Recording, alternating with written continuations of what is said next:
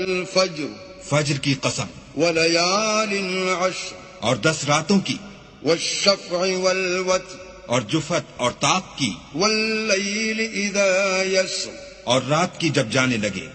هل في ذلك قسم لذي حجر اور بے شک یہ چیزیں عقل مندوں کے نزدیک قسم کھانے کے لائق ہیں کہ کافروں کو ضرور عذاب ہوگا. ألم تر كيف فعل ربك بعاد کیا تم نے نہیں دیکھا کہ تمہارے پروردگار نے عاد کے ساتھ کیا کیا؟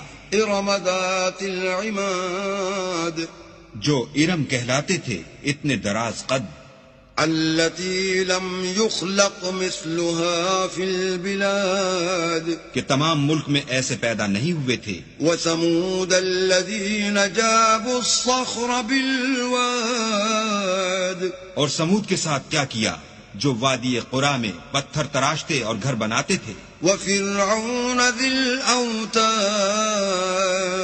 اور فرعون کے ساتھ کیا کیا جو خیمے اور میخیں رکھتا تھا.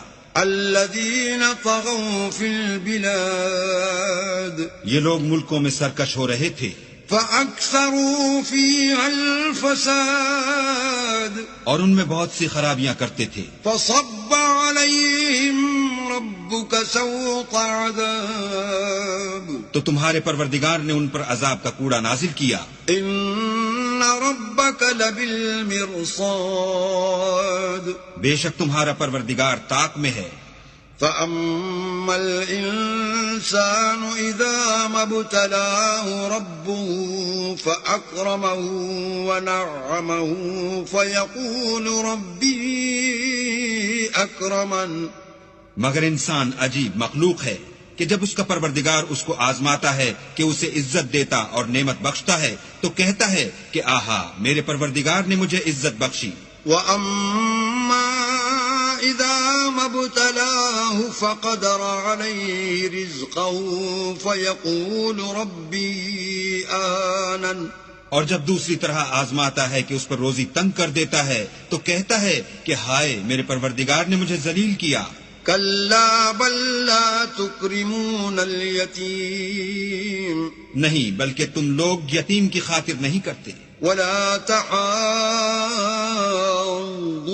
على طعام المسكين اور نہ مسکین کو کھانا کھلانے کی ترغیب دیتے ہو. وتأكلون التراث أكلا لما اور میراث کے مال کو سمیٹ کر کھا جاتے ہو. وتحبون المال حبا جما اور مال کو بہت ہی عزیز رکھتے ہو. كلا إذا دكت الأرض دكا دكا تو جب زمین کی بلندی کوٹ کوٹ کر پست کر دی جائے گی. وجاء ربك والملك صفا صفا اور تمہارا پروردگار جلوہ فرما ہوگا اور فرشتے قطار باندھ باندھ کر موجود ہوں گے. وجيء يومئذ بجهنم يومئذ يتذكر الإنسان وأنى له الذكرى اور دوزخ اس دن حاضر کی جائے گی تو انسان اس دن متنبہ ہوگا مگر اب انتباہ سے اسے فائدہ کہاں مل سکے گا. يقول يا ليتني قدمت لحياتي کہے گا کاش میں نے اپنی زندگی جاویدانی کے لیے کچھ آگے بھیجا ہوتا. فيومئذ لا يعذب عذابه أحد تو اس دن نہ کوئی اللہ کے عذاب کی طرح کا کسی کو عذاب دے گا. ولا يوثق وثاقه أحد اور نہ کوئی ویسا جکڑنا جکڑے گا.